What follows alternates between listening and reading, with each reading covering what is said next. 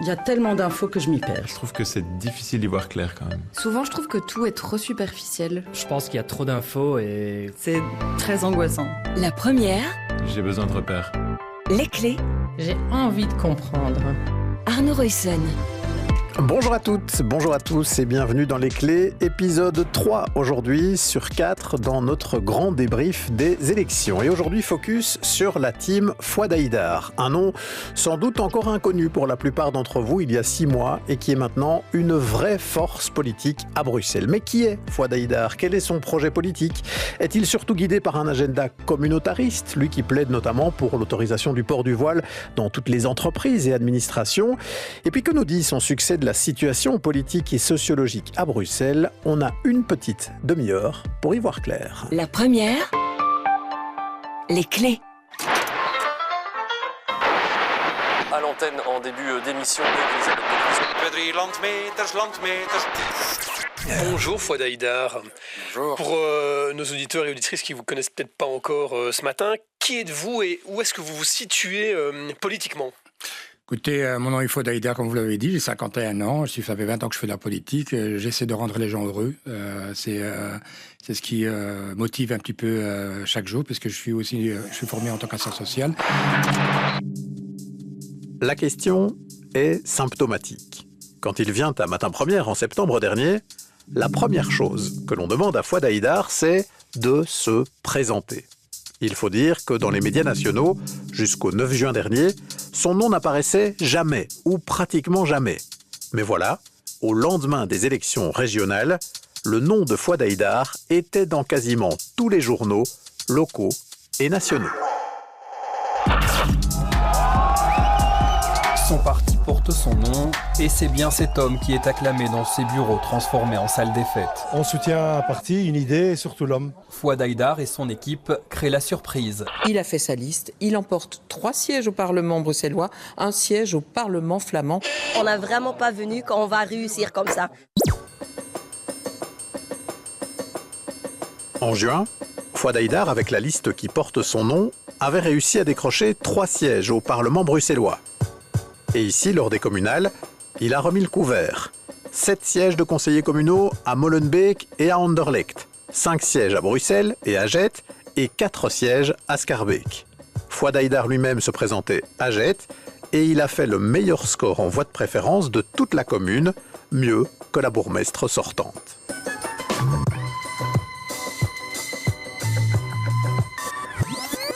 Mais revenons 25 ans en arrière pour faire mieux connaissance avec Fouad Haïdar. Il a commencé chez Spirit, l'aile gauche des nationalistes flamands dirigée par Berthanciot, puis a continué au SPA devenu Vooruit, avec donc un vrai ancrage à gauche. Il est assistant social de formation, on l'a dit, et jusqu'au début des années 2000, il a dirigé une maison de jeunes à Molenbeek. C'est en 2004 qu'il devient pour la première fois député bruxellois, et il a chaque fois été réélu depuis.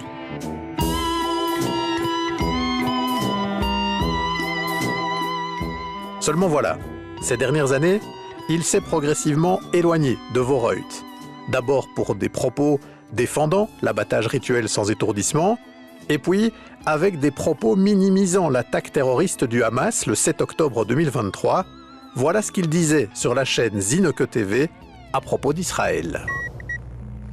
Ils ont semé la haine et le massacre et la désolation depuis 75 ans. Et aujourd'hui, il y a une petite réponse qui a été donnée par une partie du Hamas. Et malheureusement, aujourd'hui, le monde ne se penche que sur cette partie-là. Quelques jours plus tard, sa chef de groupe qualifiera ses propos de conneries. Lui-même s'excusera, mais le divorce est consommé. Il quitte Vooruit, notamment aussi après les propos racistes de son président d'alors, Conor Rousseau, et décide de se présenter seul. Avec des moyens limités et peu d'accès aux grands médias, il va mener une campagne de terrain qu'il prolonge au travers des réseaux sociaux et des réseaux de messagerie, comme il l'expliquait au lendemain du 9 juin à Aline Delvoye. Quand j'arrivais dans les marchés, je disais voilà, ça c'est mon programme. Je dis est-ce que ça vous dérange pas que je vous envoie alors un SMS avec mes coordonnées ? Et on l'a fait pendant des mois. Donc pour expliquer mon programme, ce qu'on allait faire, comment on allait le faire et tout. Et pour finir, voilà, avec les SMS que j'avais déjà, les messages, j'ai ici pratiquement, 13 000, 14 000 numéros de téléphone. 14 000 numéros dans le répertoire téléphonique, des dizaines de milliers de followers sur TikTok aussi, où Fouad Haïdar s'exprime très régulièrement dans la campagne, comme ici par exemple, sur le logement. La crise du logement à Bruxelles. 1 million de mètres carrés de bureaux qui sont fermés. 1 million de mètres carrés de bureaux. 15 000 logements inoccupés. Et puis on parle des crises du logement. Il faut absolument transformer ces bureaux en logements. Et sur le compte TikTok de Fouad Haïdar, on parle aussi beaucoup de sujets qui préoccupent une bonne partie de la communauté musulmane. Gaïa, qu'est-ce que c'est que ça? On ne vous demande pas grand-chose. Arrêtez de nous harceler. Arrêtez d'harceler la communauté musulmane ou les juifs de ce pays. Pourquoi vous utilisez des moutons sur vos photos si ce n'est pas pour viser cette communauté? Fouad Haïdar plaide également pour l'autorisation du port du voile dans les entreprises et tous les services publics. Et forcément, du coup, lors des récentes interviews qui se multiplient pour lui, revient sans cesse une question, comme ici, au micro de Thomas Gadisseux. Est-ce que vous assumez un communautarisme? Ça veut dire que vous vous adressez à une communauté en particulier? Écoutez, je suis spécialiste logement dans mon parti. J'ai été spécialiste au niveau de l'harcèlement, puisque c'est un gros problème au niveau de Bruxelles, et d'autres points. Et aussi, effectivement, je travaille sur les points que la communauté musulmane a besoin d'entendre aussi, pas seulement entendre, mais le faire. Et la différence entre moi et les autres, pourquoi on me traite de communautarisme, c'est que les autres partis politiques promettent de le faire par rapport au fait de permettre aux gens de vivre ou de ne pas vivre sa religiosité, tandis que moi, si je suis aux manettes, je le ferai. Et donc, c'est la différence. Et donc, je ne comprends pas pourquoi on me traite de communautaire, puisque je travaille sur différents points. Si le fait de travailler aujourd'hui sur ces questions-là disent que je suis un communautariste, vous pouvez le dire. Moi, je trouve que je suis un Bruxellois, un politicien, un Bruxellois qui est à l'entente de tous les Bruxellois. Et dans ces Bruxellois, il y a aussi une communauté musulmane qui demande aussi d'être défendue.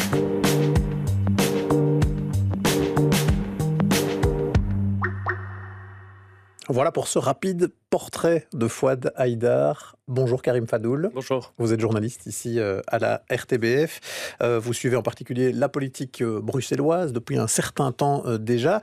Et Fouad Haïdar, vous ne l'avez pas découvert comme beaucoup de Belges au lendemain du 9 juin, puisque c'est d'abord au régional qu'il a performé avant ici les récentes communales. Comment est-ce que vous le décririez, vous, Fouad Haïdar, l'homme politique, pas seulement cette question du communautarisme qui revient tout le temps, mais l'homme politique et la raison pour laquelle depuis très longtemps c'est quelqu'un qui fait beaucoup de voix en fait à Bruxelles. Oui, exactement, parce que quand il se présente pour la première fois en 1999 sur une liste VLD Volkswagen en tant qu'indépendant, et à l'époque déjà la RTBF lui consacre un reportage parce que l'idée est d'aller à la rencontre de nouveaux candidats plutôt métissé. On part à la rencontre de Fouad Haïdar, qui porte une moustache d'ailleurs à l'époque, pour l'anecdote. Et le commentaire du journaliste est très intéressant parce que le journaliste, dans son commentaire, dit « Le discours politique de Fouad Haïdar ne va pas très loin, c'est avant tout un homme de terrain ». Alors, il a appris les codes de la politique parce qu'il a une carrière de plus d'un quart de siècle, mais en tout cas, ça reste un homme de terrain. Un homme de terrain qui est en contact avec la population dans les quartiers populaires de Bruxelles, qui lui correspondent davantage, sociologiquement, entre guillemets ethniquement, même s'il reste bruxellois et se revendique comme bruxellois. Et tout cela fait que c'est un homme qui a le contact très facile, auprès de qui on peut aller très facilement, auprès de qui on peut aller discuter et exposer un problème qu'il va tenter de régler, comme un homme politique à l'ancienne, avec peut-être une part de clientélisme, mais en tous les cas avec une envie, un souci de régler le problème qu'on lui soumet. Et donc, pour vous, le fait que Fouad Haïdar, ici, arrive à rassembler sur son nom, c'est la team Fouad Haïdar, un très grand nombre d'électeurs en très peu de temps, puisqu'en fait, il s'est lancé sous ce nom-là seulement quelques mois avant les élections, c'est pas seulement lié à ce qu'il met sur la table en termes programmatiques, c'est aussi lié à son travail de terrain déjà commencé avant et qu'il a continué, on l'a entendu ici dans le portrait, de manière très active durant toute la campagne. Oui, parce que on peut se poser la question de savoir si est-ce qu'il a une vie privée, ce Fouad Haïdar, parce qu'il est tout le temps sur le terrain, vous le croisez quasiment partout, dans les quartiers. Il faut savoir qu'il a aussi une carrière, avant sa carrière politique, une carrière de vendeur sur des marchés, notamment du côté de la gare du Midi, le fameux marché du Midi du dimanche, où là, effectivement, vous nouez énormément de contacts, des contacts qu'il a gardés, justement, au fil des années. Et ça dit beaucoup de choses, parce que quand on dit homme de terrain, homme politique de terrain, il y a un passé et un parcours qui explique cela et qu'il soit resté ainsi aujourd'hui. Et puis, on peut quand même noter que l'action de terrain, aujourd'hui, elle peut être démultipliée sur les réseaux sociaux et les réseaux de messagerie. Quand il dit « j'ai 14 000 contacts téléphoniques dans mon téléphone », c'est autant de relances qui peuvent être faites de personnes qu'on a peut-être croisées une fois sur un marché, mais qu'on peut relancer très régulièrement jusqu'aux élections. Ça lui permet aussi de mener cette campagne de contact de manière permanente et de les réactiver aussi ici, maintenant, quand viennent les communales, par exemple. Oui, avec ce qui change aussi, parce qu'on l'a bien remarqué, c'est que le discours sur les réseaux sociaux aujourd'hui doit être très bref, très court, accrocheur, percutant. Et donc vous pouvez ramasser votre discours, votre programme en quelques phrases chocs, quelques éléments marquants. Et ça fonctionne parce que ça permet de susciter de l'émotion, de l'empathie, une réaction directe. Alors, avec nous aussi pour cette émission, il y a Caroline Sagesser. Bonjour. Bonjour. Vous êtes vous politologue au CRISP. Quelle est, votre lecture du succès de Fouad Haïdar ? Au-delà des questions d'homme de terrain et de sa faculté à pouvoir aller très facilement, visiblement, au contact, de sa popularité dans certains quartiers de Bruxelles, est-ce que son positionnement, notamment sur les enjeux qui concernent l'islam, qui concernent la religion musulmane, est un élément pour vous déterminant de son succès aujourd'hui ? C'est certainement un élément très important, mais ce n'est pas le seul. Je crois que parmi les éléments importants à retenir de ce qui est véritablement un phénomène Fouad Haïdar, qui réussit en quelques mois à construire un mouvement, là où bien d'autres se sont cassés les dents, c'est qu'effectivement, je crois qu'il s'adresse à une partie de la population bruxelloise qui s'estime mal représentée par les partis politiques en présence. Alors effectivement, c'est une communauté musulmane, essentiellement sans doute aussi d'origine marocaine, qui a des préoccupations liées à sa religion. On a parlé abattage rituel, port du foulard, et c'est vrai que ces questions-là, elles ont été très clivantes dans la législature qui vient de s'achever.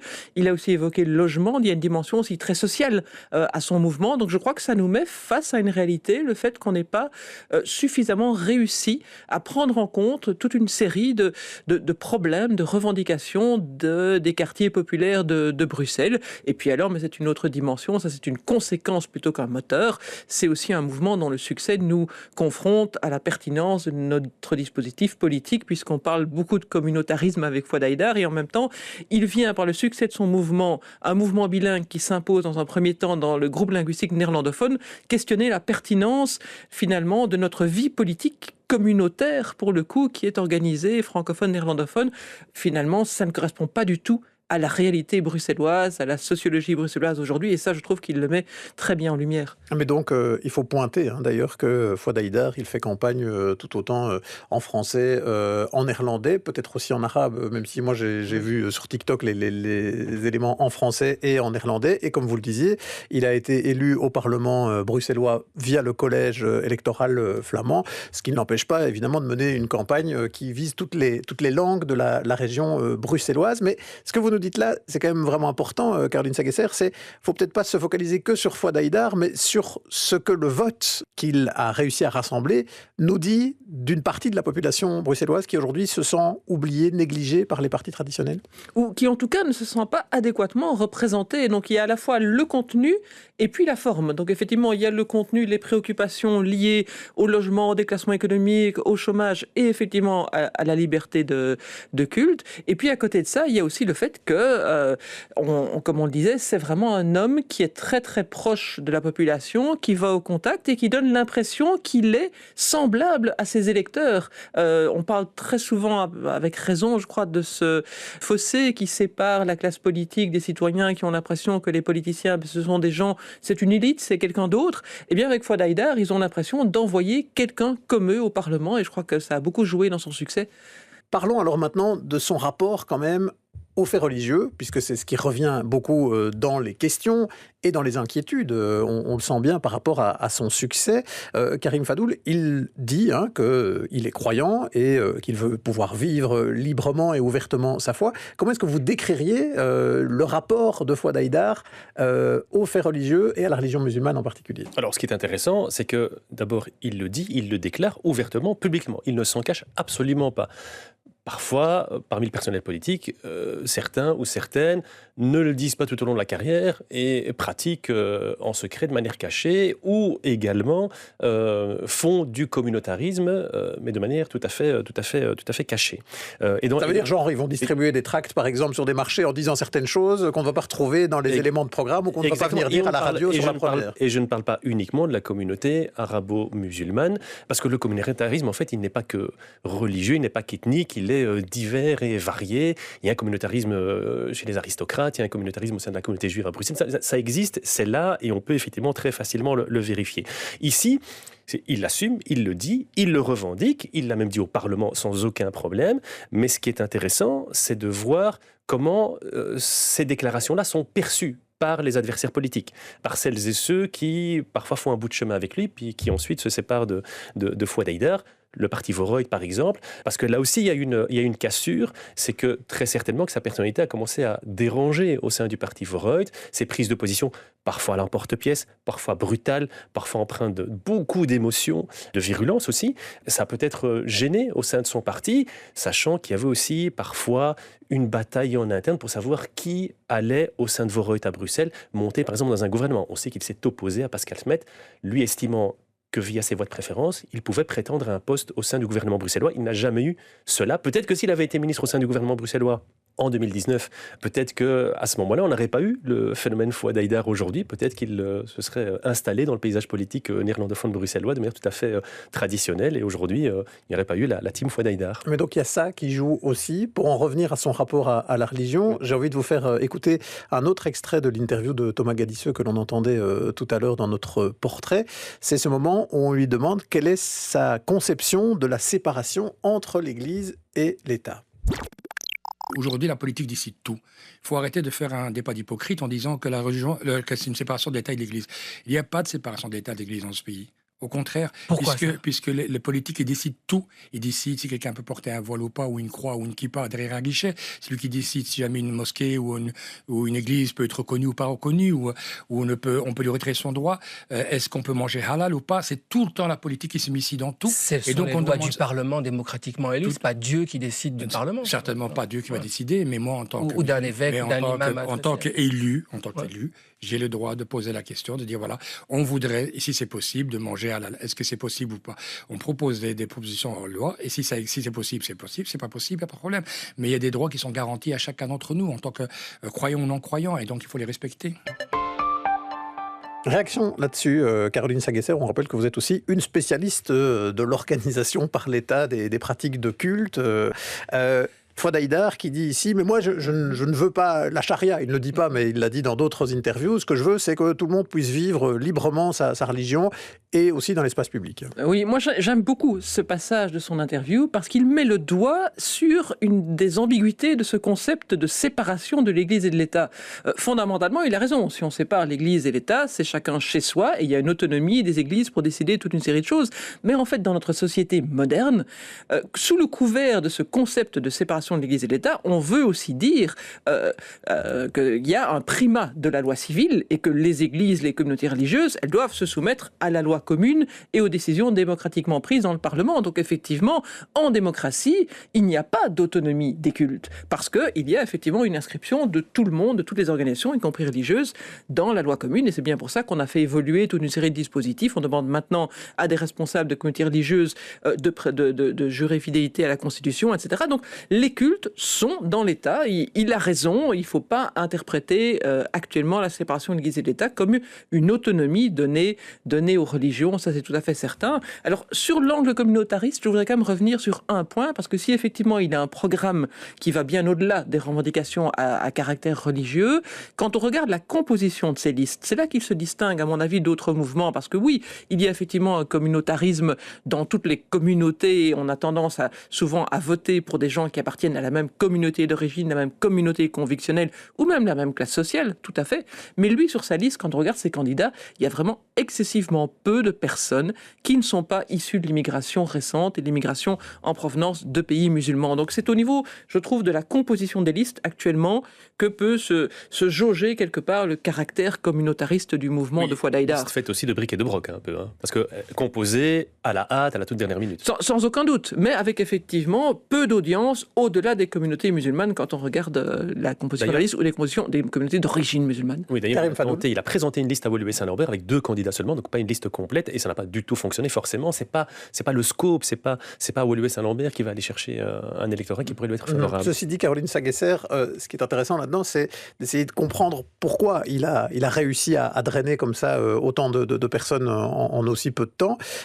Est-ce que, malgré qu'ils disent, oui, mais moi j'ai un programme avec 123 points, il y en a un qui concerne la religion musulmane et il y en a 122 autres, je l'ai entendu dire ça dans d'autres interviews, on peut aujourd'hui faire l'analyse ou le pari, puisqu'on ne connaît pas évidemment encore le détail sociologique de tous les votes, que c'est quand même parce qu'il parvient à toucher une fibre auprès de cette population d'origine arabo-musulmane que ça marche, ou bien c'est un peu extrapolé que de le dire comme ça? Je crois que c'est un élément important du succès. Je serais bien en peine de le quantifier, mais on a vu dans la législature précédente à Bruxelles des débats extrêmement vigoureux sur ces questions de l'abattage rituel, sur ces questions du port des signes convictionnels dans des communes comme Schaerbeek ou surtout Anderlecht. Et je crois que vraiment on a quelque part polarisé les communautés et qu'il y a un vrai ressentiment dans toute une partie de la population d'origine ou de conviction musulmane face à l'énergie que les politiques ont pu consacrer à ces questions. Ceci dit, on sait qu'il y a quand même pas mal d'autres partis, y compris des partis démocratiques, qui sont allés quand même aussi dans le sens de rassurer la communauté musulmane sur ces enjeux-là. On avait pu le voir avant les élections du 9 juin. Pourquoi est-ce qu'on croit plus Fouad Haïdar que quand c'est le PTB, Écolo ou même le Parti Socialiste? Je crois qu'il le dit lui-même, il apparaît plus vraisemblable, plus à même éventuellement de tenir ses promesses. Donc je crois que par rapport au positionnement des autres partis, il y a souvent l'idée que peut-être on est en sursis face à des questions comme la neutralité de l'État, qu'elle va aller se renforcer. Et puis aussi, effectivement, l'idée peut-être que les politiciens sont plutôt à la recherche de voix et donc ont des prises de position publiques qui semblent favorables à la communauté musulmane, mais se répand sans doute l'idée parmi une bonne partie de la communauté musulmane que ce ne sont pas des vrais défenseurs des citoyens de confession musulmane et qu'effectivement Fouad Haïdar apparaît tout simplement comme plus authentique et, comme je le disais, beaucoup plus semblable finalement à ses électeurs. Alors c'est peut-être intéressant de s'arrêter là maintenant 2 secondes sur ce que disent les autres de Fouad Haïdar, notamment ceux qui sont en train de négocier des gouvernements au niveau du gouvernement bruxellois ou encore des majorités communales, là pour le moment. Et c'est Sarah Pousset qui a fait un petit tour des réactions et des prises de position sur la liste Fouad Haïdar. Malgré leurs réticences, les partis bruxellois néerlandophones vont avoir du mal à se passer des sièges obtenus par la team Fouad Haïdar pour constituer une majorité. La NVA et l'Open VLD refusent catégoriquement de négocier avec lui. En revanche, Groen, Voorhout et le CDNV ont déjà eu des entretiens avec Fouad Haïdar pour trouver un accord. Parmi les critiques à l'encontre de sa team, un parti sans programme avec des colistiers qui viennent de tous bords, mais surtout une ligne beaucoup trop communautariste. L'ancien ministre Open VLD Guy Van Engel a même déclaré que Fouad Haïdar souhaitait imposer la charia. Il s'en explique au micro de Thomas Gadisseux. Ces prises de parole au Parlement bruxellois ont choqué beaucoup de gens, parce qu'à certains moments, quand il nous dit que pour lui, il est très difficile de faire la distinction entre l'État et la religion, les propos qu'il tient font croire à ce que ça soit le cas. Et il faut le raisonner parce qu'à certains moments, il y a des dérapages. Côté francophone, les mandataires bruxellois sont encore plus catégoriques concernant la team Haïdar. Défi a mis son veto. Christophe de Beukelaar, désengagé, souligne que face à l'impossibilité de séparer religion et politique, son parti ne travaillera pas avec la team. Même son de cloche pour David Lester, pour qui la team Fouad Haïdar est un parti qui s'adresse à la communauté musulmane et qui ramène de la religion dans la politique, ce à quoi s'oppose le MR. Pendant la campagne électorale d'octobre, en reportage sur un marché aux côtés de Fouad Haïdar, la RTBF croise Sami Mehdi, le président du CDNV, ne cache pas ses craintes. J'ai une réelle inquiétude qu'aujourd'hui, on a un parti qui se présente seulement pour des citoyens issus de la communauté marocaine ou de la communauté turque. Je pensais que M. Mehdi était un peu plus intelligent que ça, de penser que nous sommes un parti communautaire. Bien au contraire, nous n'avons pas rien de communautarisme, nous travaillons avec tout le monde. Dans toutes les communes où il a obtenu des sièges, le parti de Fouad Haïdar sera dans l'opposition, sauf peut-être à Molenbeek. La bourgmestre Catherine Moureau a déjà conclu un préaccord avec le PTB, mais souhaite une tripartite pour s'assurer une majorité plus large. Et parmi les partenaires potentiels, Écolo, Molenbeek autrement, mais aussi la team Fouad Haïdar. Caroline Sagesser, je voudrais vous faire réagir encore sur ce qu'on entendait de la part de Sami Mehdi, l'idée qu'on pourrait avoir une sorte de fragmentation de notre démocratie où on pourrait avoir des partis qui défendent chacun l'intérêt d'une communauté. C'est ça la crainte du communautarisme par rapport à l'universalisme. Est-ce que ce risque existe avec l'émergence d'un parti comme la team Fouad Haïdar ? Oui, ce risque existe, mais je dirais que ce n'est que le reflet des fractures de la société. Moi, je crois qu'à Bruxelles, nous sommes confrontés à un risque de fracture qui va s'accroissant entre les différentes zones de la région, entre les différents quartiers. On n'est pas en train de réussir la mixité sociale, donc il n'est pas surprenant que nous ne soyons pas en train de réussir la mixité politique. Donc oui, ce risque existe, bien que les partis politiques traditionnels à Bruxelles se sont très tôt ouverts à la diversité. On a un pourcentage de parlementaires issus de l'immigration très élevé par rapport à ce qu'on observe dans d'autres villes européennes. Donc je crois qu'il ne faut pas croire que ça nous prémunisse justement de l'émergence de partis justement, comme cela. C'est une piqûre de rappel quelque part, ça ne nous en a pas prémunis. Il y a des gens qui ont eu l'impression d'un peu jouer les idiots utiles, donc sans doute qu'on n'a pas suffisamment investi, pas seulement au niveau politique, mais au niveau des élections et de cette politique-là, mais au niveau des politiques qu'on a menées dans les quartiers. Maintenant, ceci dit, par rapport à l'avenir, et spécialement celui de la team Fouad Haïdar. Dans le reportage, on entend parler assez souvent du parti de Fouad Haïdar. Pour le moment, il n'y a pas de parti. Il y a un mouvement qui a réussi à s'imposer 2 fois aux élections. Le plus dur reste à faire pour Fouad Haïdar, c'est de construire un parti avec des gens compétents qui puissent effectivement travailler au programme, éventuellement s'insérer dans des majorités. Donc je dirais que ce n'est pas parce qu'il a des élus qu'il a un parti politique, et on va voir dans les semaines, dans les mois, dans les années à venir comment ça va tourner. Oui, dans les années à venir, puisque les prochaines échéances électorales, c'est dans très longtemps. Voilà. Donc on a encore un peu de temps pour voir comment ce mouvement va évoluer, comment il va se structurer, comment le personnel politique aujourd'hui qui est désormais visible, qui va siéger dans les conseils communaux, qui va siéger au Parlement bruxellois et flamand, comment ces personnalités vont s'exprimer, vont se révéler plutôt. On parlait tout à l'heure de partis communautaristes, religieux, etc. Je pense qu'il y a déjà eu des tentatives en fait à Bruxelles notamment. On se souvient notamment de l'expérience du parti Citoyenneté et Prospérité, du parti des jeunes musulmans, du parti Islam, qui n'a compté que 2 conseillers communaux, à Anderlecht et à Molenbeek. Ça n'a pas beaucoup fonctionné.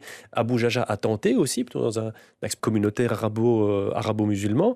Ça n'a pas véritablement marché. Ici, ça a fonctionné. Il faut voir comment ça va évoluer.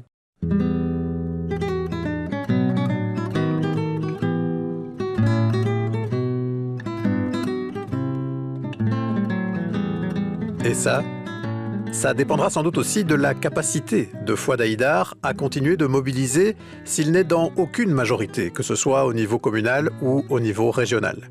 Puisque, rappelons-le, normalement on ne vote plus avant 5 ans maintenant, c'est-à-dire une éternité en politique. Une éternité en politique.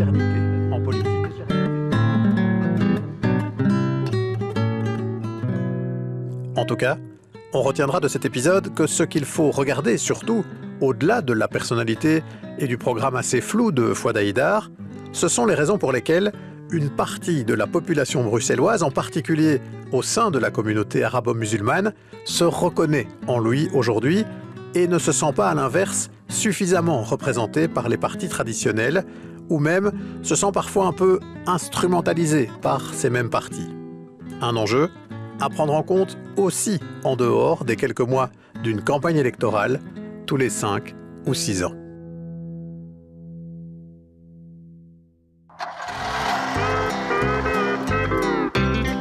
Voilà, c'était Les Clés, 3e épisode déjà de notre grand débrief élection. À la réalisation sonore, Guillaume de Smet, À la préparation, Sarah Pousset et Arnaud Ruyssen. Et si vous voulez aller écouter nos autres épisodes de débrief des élections, sur le succès de l'extrême droite à Ninove, sur la renaissance des engagés ou encore sur les raisons de la défaite d'Écolo, rendez-vous sur Ovio et sur toutes vos plateformes de téléchargement.